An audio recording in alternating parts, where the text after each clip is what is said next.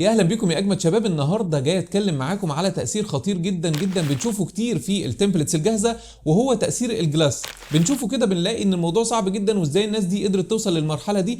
النهارده انا جاي اشرحه لك بمنتهى البساطه والسهوله ازاي تقدر تعمله بايدك، ومش بس كده تقدر تستخدمه كمان كترانزيشن بين المشاهد بتاعتك او كوسيله انتقال ما بين المشاهد بتاعتك. بس كل اللي انا طالبه منك انك تفضل متابع الدرس ده خطوه بخطوه، لانه مليان تريكات مهمه جدا زي ما اتعودنا دايما. وحابب اكد ان اللي لسه ما اشتركش في القناه، انا مش عارف لسه ليه ما اشتركتش في القناه. انزل دلوقتي اشترك في القناه وفعل زرار الجرس عشان يوصلك كل الفيديوهات الجديده وكل العظمه الجايه.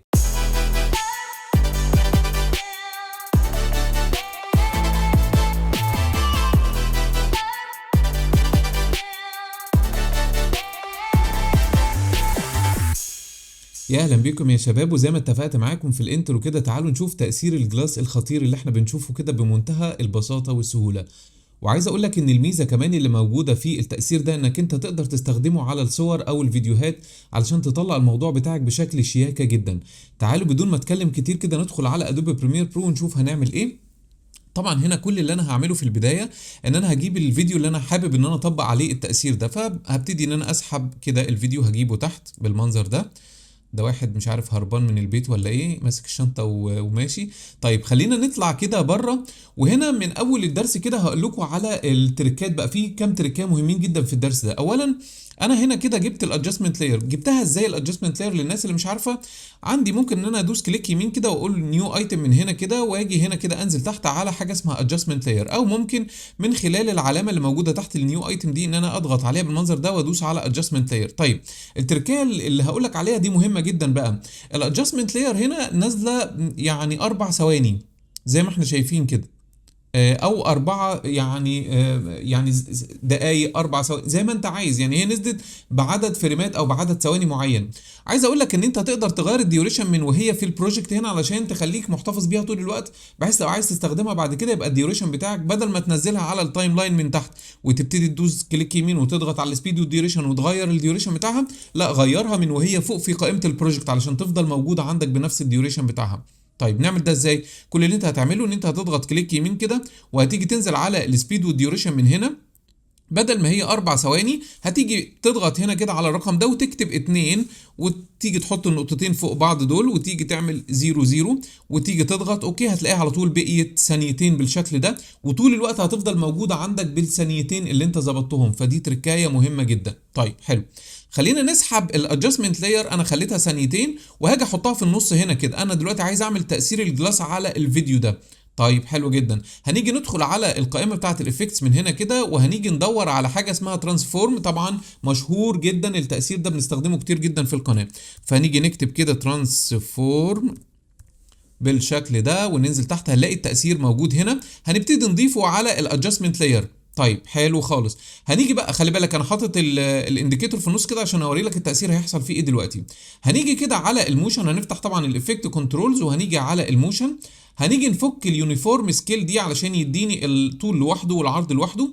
وهاجي هنا هقول لك مثلا خلي دي 150 مثلا، يعني نخلي دي مثلا 150 وهنجرب، احنا نجرب. ونيجي هنا كده على الويتس نخليها مثلا 30 بالشكل ده. مفيش اي حاجه حصلت في الصوره اللي انت شايفها او في الفيديو اللي انت شايفه قدامك. التاثير هيحصل بقى لما انزل على الترانسفورم هنا واخلي السكيل بتاعه بدل ما هو 100 مثلا هخليه 130 بالشكل ده. بصوا كده، شايفين اللي حصل دلوقتي؟ انا عملت زوم في المنطقه اللي انا عملتها، يبقى انا صغرت حجم الفيديو بتاعي، الشكل بتاعي صغرته بالشكل ده وعملت عليه زوم. بص بقى لو جيت عملت البوزيشن بتاعي في الموشن، لو حركته كده انت عملت تاثير الجلاس، شايف؟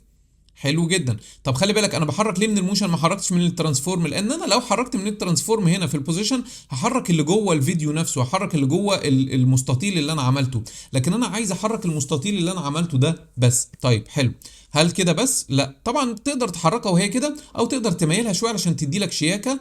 فممكن ان احنا نميلها بالشكل ده، مثلا نخليها مثلا -25 -20 زي ما انت عايز. بص كده لما تيجي تعمل بوزيشن بقى انت عملت تأثير الجلاس بمنتهى البساطة بحتة ادجستمنت لاير عادية جدا.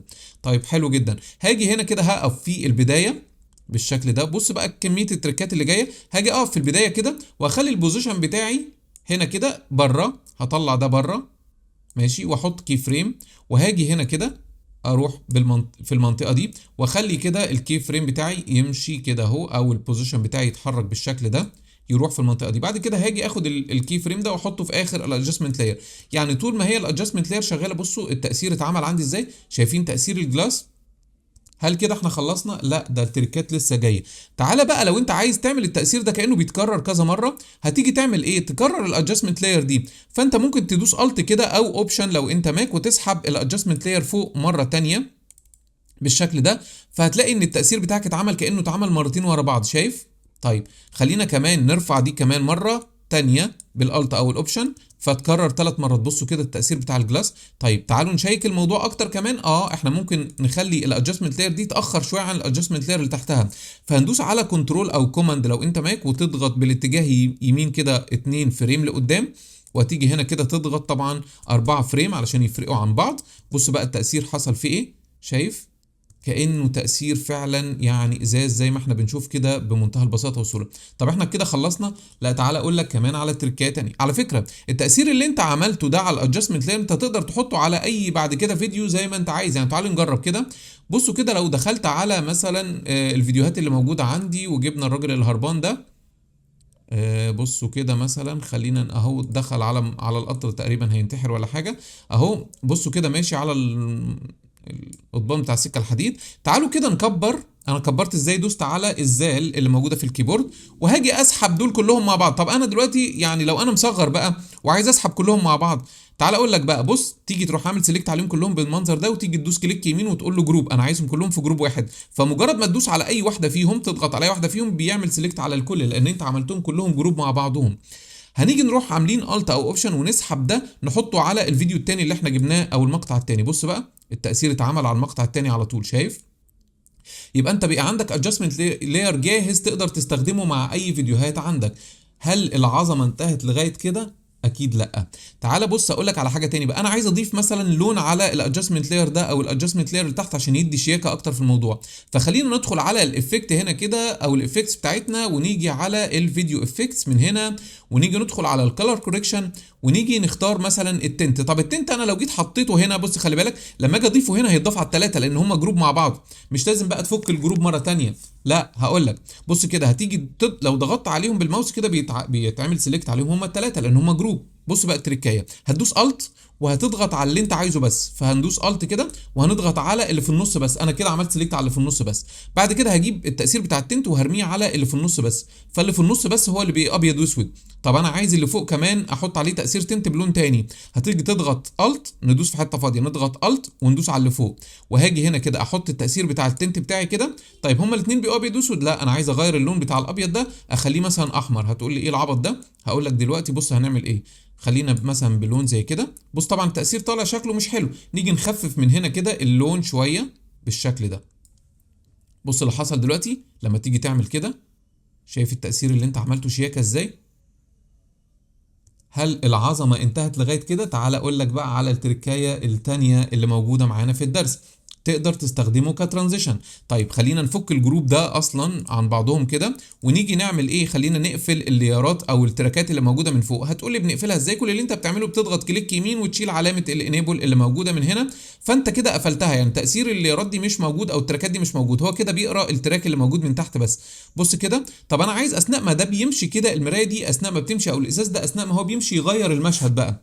هنعمل ده ازاي؟ بص بقى هتيجي تروح عامل ايه، خلينا نروح منزلين ده كده تحت. طيب نرفع دول كلهم لفوق كده، هنيجي نروح رافعينهم لفوق. لو انا دوست على الت او اوبشن بالاتجاه اللي فوق، انا برفع لفوق كده التراك ده. بعد كده كمان هرفع التراك بتاع الفيديو ده فوق هنا كده خلاص، وهاجي اقصره لغايه الادجستمنت لاير دي، لغايه مده الادجستمنت لاير دي. بعد كده هجيب الفيديو اللي انا عايزه كمان يشتغل معاه، هحطه تحتيه في نفس المده دي. تمام. تعالى اقول لك بقى قص الجزء بتاع الفيديو اللي فوق ده.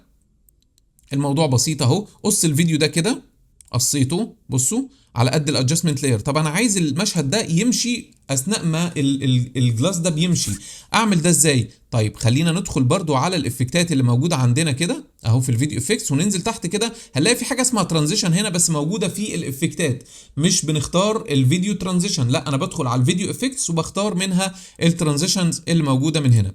بنزل كده او بفتح السهم بتاعها بيديني حاجه اسمها لينير وايب. بجيب اللينير وايب ده وبحطه على الفيديو اللي تحت الادجستمنت لاير بالشكل ده. تمام. اللينير وايب ده بيعمل ايه بقى؟ بصوا كده، بيجي كده لو انا عملت كده بيعمل وايب للفيديو ده. طبعا الفيديو التاني هيبقى باين تحتي. لو انا جيت هنا كده، بصوا لو كبرنا انا مش مكمل الفيديو، لازم نكمله كده. تمام. بصوا هنا بقى لما اجي اعمل وايب على الفيديو ده، بعمل وايب كده، بصوا الفيديو بيروح بيمشي كده وبيجيب الفيديو اللي بعده. انا عايز اعمله بميله زي الجلاس اللي معمول ده، فهبتدي ان انا اميله كده اهو. طبعا ممكن نجيب الجلاس ده نشوف الميله بتاعته شكلها ايه بالمنظر ده ونميله زيها. يعني بصوا كده هنيجي عند الطرف بتاعه كده هنميله شبهها بالظبط. هنخليه مثلا كده اهو، ممكن يبقى 65 6 5. ايوه كده بقى شبهه جدا اهو، شايفين؟ وهحركه بقى معاه. طيب خليني اخلي البدايه بتاعته تبقى بره. يعني هاجي كده مع البدايه بتاعه الجلاس دي اهو، خلينا نقص لغايه الجزء ده ونقص، يعني احنا بنظبطه على قد الادجستمنت لاير بالظبط اهو. بعد كده هاجي هنا كده واحط كي فريم، خلاص انا ميلته نفس الميله. هاجي احط كي فريم هنا كده عند الترانزيشن بتاعي ده، وهبتدي ان انا امشي لقدام لغايه ما ده يطلع بره كده. هيكون المشهد بتاعي كمان اتغير، فلما ده يطلع بره هكون عملت ده 100%. فبصوا اللي حصل دلوقتي، بصوا كده لما اجي اعمل بلاي الجلاس جه وغير لي المشهد بتاعي تماما. بصوا شايفين؟